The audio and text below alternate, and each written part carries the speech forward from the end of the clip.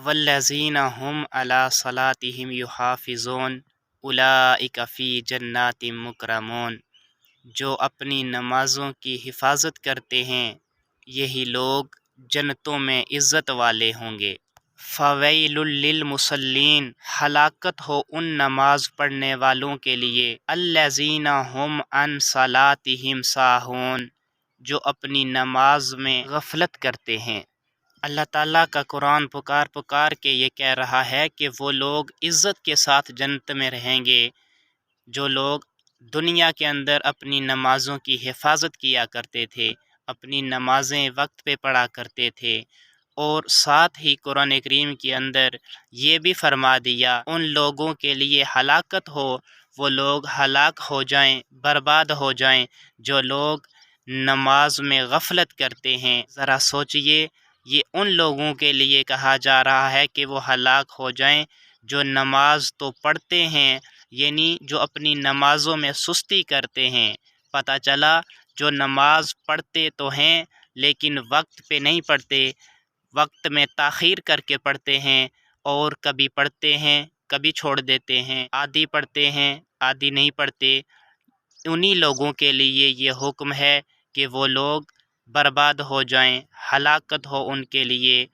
تو سوچنے کا مقام ہے، اگر ان لوگوں کے لیے بربادی کا اعلان اللہ نے قرآن میں کیا جو نماز پڑھتے ہیں لیکن وقت پہ نہیں پڑھتے، تو پھر ہمارا کیا بنے گا جو ہم سرے سے پڑھتے ہی نہیں، پڑھتے ہیں تو پھر بھی ہمارا بھی وہی حال ہے جو ان لوگوں کا ہے، ہم بھی انہی کی فہرست میں آ جاتے ہیں، کبھی پڑھتے ہیں کبھی چھوڑ دیتے ہیں، کبھی وقت پہ نہیں پڑھتے، کبھی آدھی پڑھ کے اٹھ جاتے ہیں۔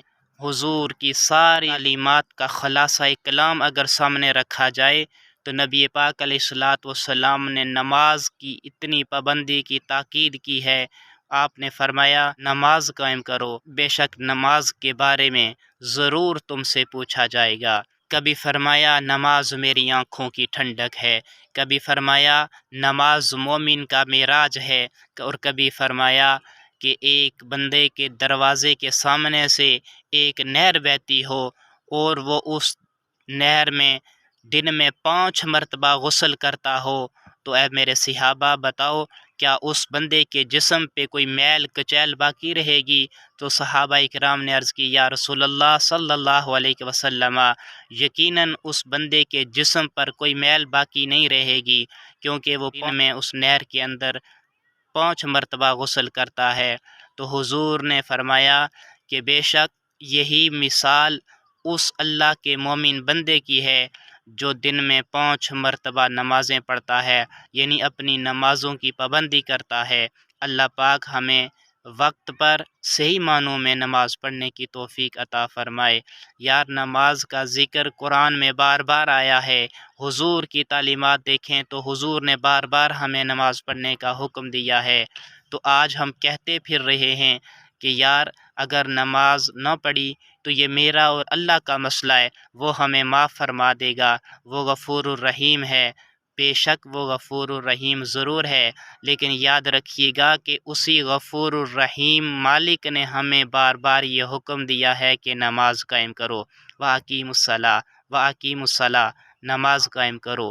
اسی غفور الرحیم رب کے محبوب حضور نے ہمیں یہ بھی فرمایا کہ لوگوں نماز نہ چھوڑنا، نماز کے بارے میں ضرور پوچھا جائے گا۔ اللہ رب العزت ہم سب کو، مجھے اور آپ سب دیکھنے اور سننے والوں کو نماز کی پابندی عطا فرمائے، وقت پر صحیح معنوں میں نماز پڑھنے کی توفیق عطا فرمائے۔ اگر آپ کو میرا یہ میسیج پسند آیا ہو تو دوستوں کے ساتھ اسے ضرور شیئر کریں۔